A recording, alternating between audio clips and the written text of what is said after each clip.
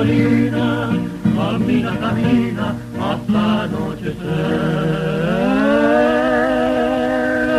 El viento que corta como una cuchilla, el rostro acribilla con su frío cruel, pero a los arrieros no los aniquila y atento vigilan de no amanecer.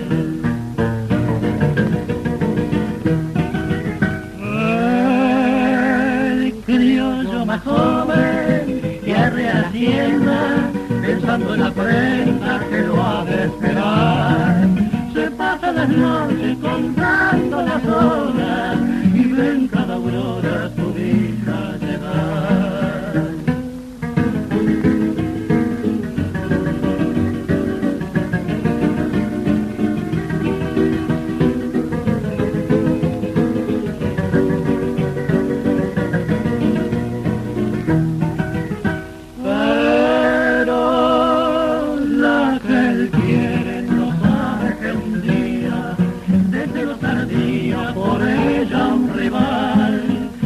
Debajo de un sauce tupido, juraba el caído su amor respetar.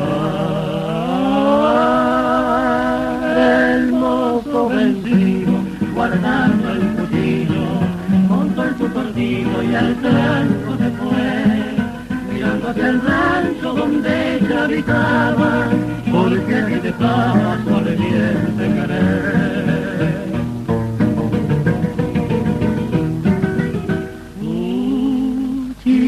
La moza más linda del pago, la luz de sus ojos lo hicieron marear, y fue bajo un remo cubierto de flores donde sus amores le fuera a implorar.